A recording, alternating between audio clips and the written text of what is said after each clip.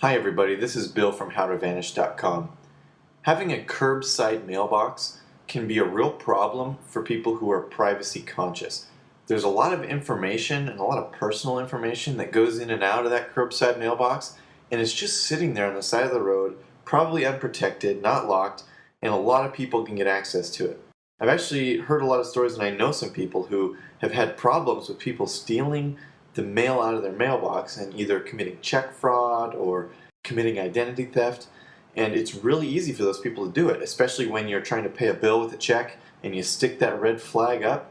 That is just a huge signal to identity thieves and check fraudsters that there is personal information in that mailbox, so come and get it. So because identity theft and those things are such a huge problem, here's a few ways that you can keep your mail a little bit more private.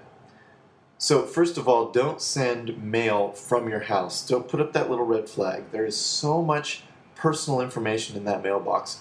Maybe you're responding to a credit card offer, or maybe you're paying some bills, but there's so much personal information in that.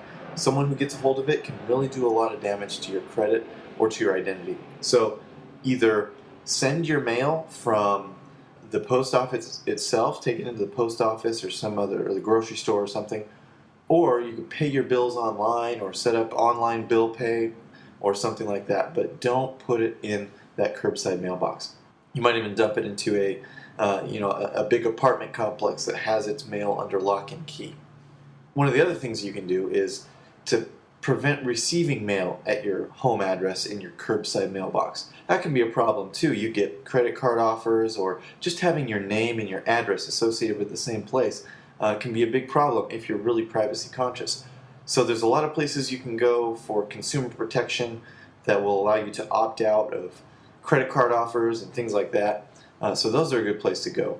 But that still won't be enough, because you'll still get a lot of other unsolicited mail. And you might get other legitimate mail too. So the other thing you can do is to get an alternate address and use that for everything. Either a P.O. box or something like Earth Class Mail or something like that. Somewhere that will receive your mail for you, so that when they ship it to you by FedEx or UPS or DHL or something, you can require them to have a signature before they leave it, instead of leaving it unprotected on the side of the road. Now that still might not stop everything. And if you're really privacy conscious, you still might get some things with your name on it to your mailbox. Now there's one other trick you can do that the post office probably doesn't like you to know. But if you don't check your mail, and if your mail accumulates in your box so much that the post office can't even deliver it anymore, what they'll do is they'll actually stop delivering mail to your house address, and they'll keep all that mail in the post office. Now you have to be careful with that, because if you do get a piece of mail that is important delivered to you and you're not checking your mail, you're not going to get it. So you have to make sure you have your legitimate mail delivery set up in a way that you can get it. So have all your important mail sent to a P.O. box, or sent to an Earth Class Mail address or something like that, or make sure you're getting all your notices electronically. So be careful with it. But if the post office isn't delivering mail to your roadside mailbox anymore, then there won't be any information in there for people to glean. So when the identity thieves come through your neighborhood grabbing all the mail out of the mailboxes, they won't get any information out of yours.